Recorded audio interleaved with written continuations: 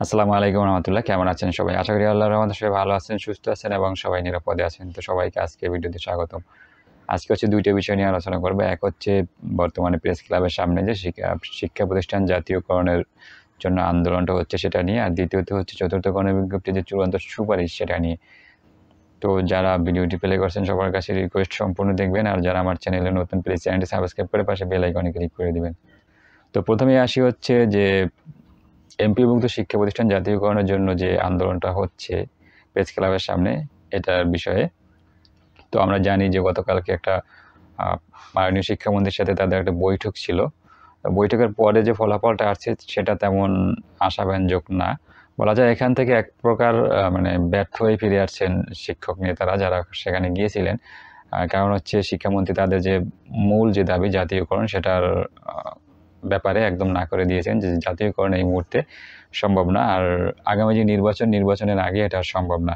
এক। আর দ্বিতীয়ত হচ্ছে মানে একটা কথা এভাবে বলা যায় যে আম চালা দুটাই গেছে এরকম যে এই জাতীয়করণের আন্দোলনের জন্যই কিন্তু গ্রীষ্মকালীন যে ছুটি আছিল সেই ছুটিটা বাতিল করা হয়েছে, যাতে করে এই ছুটিটা যদি থাকে তাহলে দেখা যাবে শিক্ষকরা এই আন্দোলনে যোগদান করবেন, আর বেশি যোগদান করবেন। তখন এটা মানে প্রতিহত করা বা থামানো একটা চ্যালেঞ্জের বিষয় হয়ে যাবে। সেই কারণেই কিন্তু ছুটিটা বাতিল করা হয়েছে, যাতে শিক্ষকরা আন্দোলনে থাকতে না পারেন। আবার দেখেন যে এটার সাথে সাথে আরও যেটা করা হয়েছে যে সকল সমস্ত শিক্ষা প্রতিষ্ঠানকে নির্দেশ দেওয়া হয়েছে যে যারা বা যে সকল শিক্ষক শিক্ষা প্রতিষ্ঠানে উপস্থিত না হবেন তাদের তালিকা করার জন্য, যে কে কে শিক্ষা প্রতিষ্ঠানে উপস্থিত হয় না তাদের তালিকা করে জমা দেওয়ার জন্য, যাতে করে তাদের বিরুদ্ধে পরবর্তীতে ব্যবস্থা নেওয়া যায়। তো আসলে এই যাতে আন্দোলনটা জোরদার করতে না পারেন আপনারা শিক্ষকরা, সেজন্যই এই যে গ্রীষ্মকালীন ছুটি সেটা বাতিল করা হয়েছে অন্য অজুহাত দেখিয়ে। আর এই যে তালিকা করা হয়েছে যাতে করে এখানে আপনারা উপস্থিত হতে না পারেন। তো এক্ষেত্রে দেখা যাবে যে এই যে তালিকা করতে বলা হয়েছে এবং ছুটিটা বাতিল করা হয়েছে, আগামী ২ দিন শুক্র শনি ২ দিন বন্ধ আছে, আর আজকে ৩ দিন পরে হচ্ছে শিক্ষা প্রতিষ্ঠান খুলবে। তো এই যে শিক্ষা প্রতিষ্ঠান খোলা এবং নামের তালিকা করা, এই সমস্ত কারণেই এখানে যারা শিক্ষক এখন উপস্থিত আছেন হয়তো আস্তে আস্তে করে যখন শিক্ষা প্রতিষ্ঠান খুলে যাবে অনেকে চিন্তা করবে চাকরি বাঁচানোর জন্য হলেও তারা শিক্ষা প্রতিষ্ঠানে যোগদান করবে বা এরকম কিছু। তখন দেখা যাবে যে এই যে আন্দোলনকারী শিক্ষকের সংখ্যা সেটা আস্তে আস্তে কমে যাবে। এমন একটা চিন্তা ভাবনা করেই কিন্তু এই ছুটিটা বাতিল করা হয়েছে। তো এখন দেখার বিষয় যে এই শিক্ষকের সংখ্যা কমে না বাড়ে। তো আর যে কারণটা দেখানো হয়েছে যে সরকারের এখন যে সামনে যে নির্বাচন, এই নির্বাচনের আগে হচ্ছে জাতীয়করণ করা সম্ভব না। এছাড়া যে সরকারের অর্থনৈতিক একটা বিষয়ের কথা বলা হয়েছে যে তাদের বর্তমানে যে অর্থনৈতিক অবস্থা, এই অর্থনৈতিক অবস্থার মধ্যে এত বড় একটা সিদ্ধান্ত নেওয়া সরকারের পক্ষে সম্ভব না। এই ২টা কথা বলা হয়েছে। তো যেটা আশা করছিলাম আমি সেটা হচ্ছে যে এই যে জাতীয়করণের বিষয়টা, যেহেতু সামনে নির্বাচন, সরকার চাইবে যে নির্বাচনের আগে এই সমস্ত শিক্ষক সমাজ যারা আছে তাদেরকে এই ঘোষণাটা দেওয়া, যাতে করে এই শিক্ষক সমাজের একটা সহানুভূতি বা তাদের একটা সরকারের প্রতি যেটা দানের প্রতি প্রতিদান দেওয়ার একটাই এটা থাকে। মানে সরকারের প্রতি তাদের একটা অন্য রকমের থাকে, দৃষ্টিভঙ্গি থাকে। এই জন্য হলেও তারা এই ঘোষণাটা দিবেন, কিন্তু সেটা আর হয় নাই।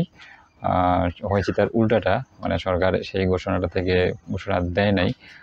আর যে বিষয়টা বলা হয়েছে যে অর্থনৈতিক কারণ, এটা আমি আগে থেকেই ধারণা করেছিলাম যে এই বর্তমানে যে দেশের অবস্থা, অর্থনৈতিক অবস্থা, এই অর্থনৈতিক অবস্থার মধ্যে এই জাতীয়করণের ঘোষণাটা হয়তো দিবে না। তবে ওই জায়গা থেকে আবার আশ্বস্ত ছিলাম যে সামনে নির্বাচন, যেহেতু এই নির্বাচনের কথা চিন্তা করে হয়তো সরকার ঘোষণাটা দিবেন, যদি এটা কার্যকর করতে করতে আরও ২-৪ মাস সময় লেগে যাবে। তো এক্ষেত্রে ঘোষণাটা যদি দেওয়া হতো তাহলে কার্যকর আস্তে আস্তে করুক, কিন্তু ঘোষণাটা আসলে সেটা ভালো হতো। এই জন্যই আমি চিন্তা করছিলাম যে হয়তো ঘোষণাটা আসতে পারে।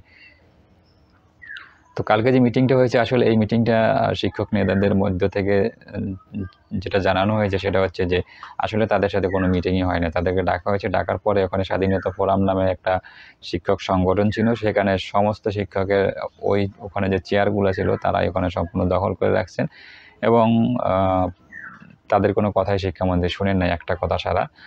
শিক্ষামন্ত্রী তাদের কাছে জানতে চেয়েছেন যে আপনাদের দাবি কী? তারা জানিয়েছেন আমাদের দাবি জাতীয়করণ, শুধু এতটুকু কথাই হয়েছে। এছাড়া শিক্ষামন্ত্রী তাদের কোনো কথাই শোনেননি। অন্য যে সংগঠনটা ওখানে উপস্থিত ছিল তাদের কথাই শুনেছেন। আসলে তারা আন্দোলনের সাথে কোথাও যুক্ত নাই। এই হচ্ছে বিষয়।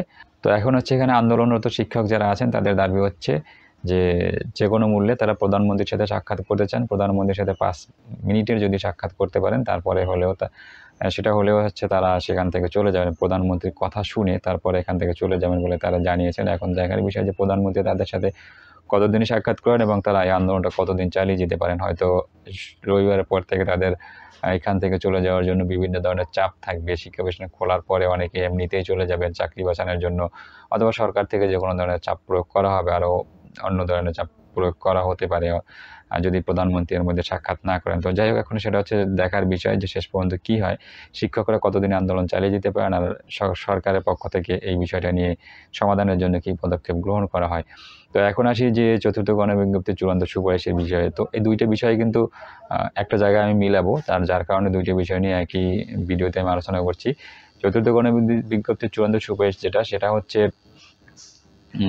দীর্ঘদিন যাবৎ ঝুলে আছে এবং আরও কতদিন থাকবে সেটা কিন্তু বলা যাচ্ছে না। যেহেতু এই জুলাই মাসটা চলে যাবে হচ্ছে বিরল ফর্ম কারেকশনের জন্য, হয়তো এরপরে সময় বাড়বে। তো অনেকেই ইতিমধ্যেই অভিযোগ করছেন যে কারেকশন যে করা হবে সেই কারেকশনের কোনো অপশন নাই, নতুন করে অ্যাপ্লিকেশন করা যায় না এবং এটা কারেকশনও করা যায় না, এরকম কিন্তু আছে। আর এরকম যদি আপনাদের হয় তাহলে সেটা আপনার এনটিআরসিতে জানাতে পারেন বা জানানো উচিত যে আমাদের যে নতুন করে অ্যাপ্লিকেশন, এখানে একটা নিউ অ্যাপ্লিকেশনের অপশন আছে, সেই অপশনে যদি কাজ না করে তাহলে আপনারা সেটা জানাবেন এনটিআরসিতে, তাহলে হয়তো এটার সমস্যার সমাধান করা হবে। তো যদি এই সময়ের মধ্যে সবাই মানে বিরল ফর্মটা কারেকশন করে জমা দিতে না পারেন, তাহলে দেখা যাবে যে এই সময়টা আরও বাড়াতে পারে। যদি সবাই দেয়ও তারপরেও তারা এই অজুহাত দিয়ে বাড়াতে পারে যে সবাই জমা দেয় নাই, এটা দিয়েও কিন্তু আরও সময় বাড়তে পারে। তো ধরে নেওয়া যায় আগস্ট মাসের মধ্যে ফলাফলটা হবে না।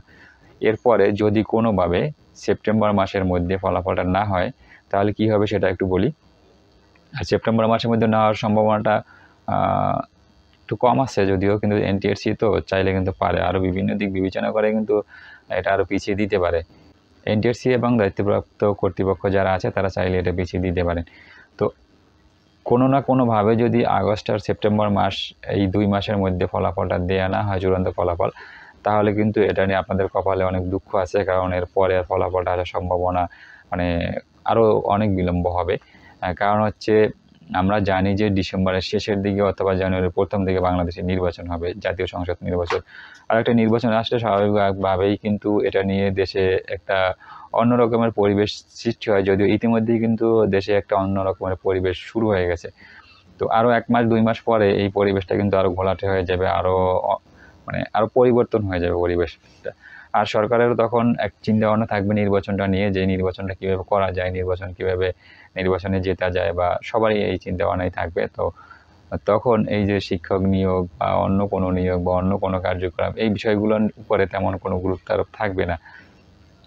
মানে আগস্ট সেপ্টেম্বর 2টা মাস যদি চলে যায়, অক্টোবর নভেম্বর ডিসেম্বর, এই 3টা মাস কিন্তু সম্পূর্ণ নির্বাচনের বিষয় নিয়ে ব্যস্ত থাকবেন। তো এই ক্ষেত্রে তখন দেখা যাবে এই যে চূড়ান্ত সুপারিশ, সেই সুপারিশটার নাম হতে পারে।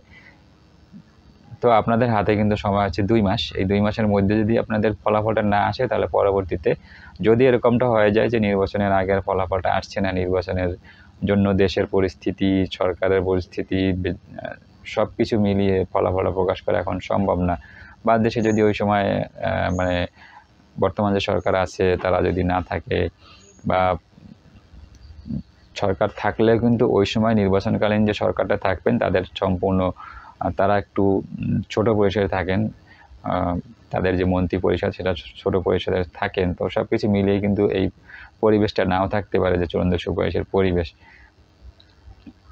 তো এরকমটা হতে পারে। আর যদি এরকমটা হয় তাহলে কিন্তু 2023 সালে আপনাদের যে চূড়ান্ত সুপারিশ সেটা হওয়ার সম্ভাবনা থাকবে না, মানে নতুন সরকার আসার পরে চূড়ান্ত সুপারিশটা হবে। তো এই জন্য আপনাদের এখন ভাবা উচিত যে আপনারা কি করবেন। আমি কি বলতে চাচ্ছি সেটা হচ্ছে, আপনারা হয়তো বুঝতে পারছেন যে আমরা দেখছি যে কোনো গণবিজ্ঞপ্তি, মানে তৃতীয় চতুর্থ গণবিজ্ঞপ্তিতে কিন্তু আন্দোলন ছাড়া কিছুই আমরা পাই নাই। হয়তো একদিনের জন্য হলেও রাজপথে দাঁড়াতে হয়েছে, তারপরে হচ্ছে আমরা সেটার ফলাফল পেয়েছি, যে চতুর্থ গণবিজ্ঞপ্তি প্রকাশের জন্য রাজপথে দাঁড়াতে হয়েছে, এরপর ফলাফলের জন্য দাঁড়াতে হয়েছে, প্রাথমিক ফলাফল। তো আগামীতেও কী করবেন সেটা হচ্ছে আপনাদের বিষয়। আর আগামী 2 মাসের মধ্যে যদি ফলাফলটা না আসে তাহলে হয়তো বা এটা নিয়ে আরও ভোগান্তির মধ্যে বা আরও বিলম্বের মধ্যে পড়তে হবে আপনাদের। এইটুকুই আসলে হচ্ছে, এটাই হচ্ছে আসল বিষয়। আর এই যে দুইটা বিষয় কিন্তু মানে জাতীয়করণ আর চূড়ান্ত সুপারিশ দুইটা বিষয় কিন্তু একটা জায়গায় মিল, সেটা হচ্ছে সামনে নির্বাচনের মধ্যে যদি এটা করাতে না পারেন এর পূর্বে, তাহলে কিন্তু এইটার জন্য চূড়ান্ত সুপারিশটা আর পিছিয়ে যাবে। তো যাই হোক সম্মানিত ভিউয়ার্স, এই ছিল হচ্ছে আমার আজকের ভিডিও। আপনাদের মতামতটা অবশ্যই জানাবেন যে আপনারা কী ভাবছেন চতুর্থ গণবিজ্ঞপ্তি চূড়ান্ত সুপারিশ নিয়ে এবং শিক্ষা প্রতিষ্ঠান জাতীয়করণ নিয়ে, দুইটা বিষয় নিয়ে আপনারা আপনাদের মতামতটা জানাবেন। তো শেষ করছি আজকের মতো। সবাই ভালো থাকবেন, সুস্থ থাকবেন এবং নিরাপদে থাকবেন এই প্রত্যাশায়। আল্লাহ হাফিজ।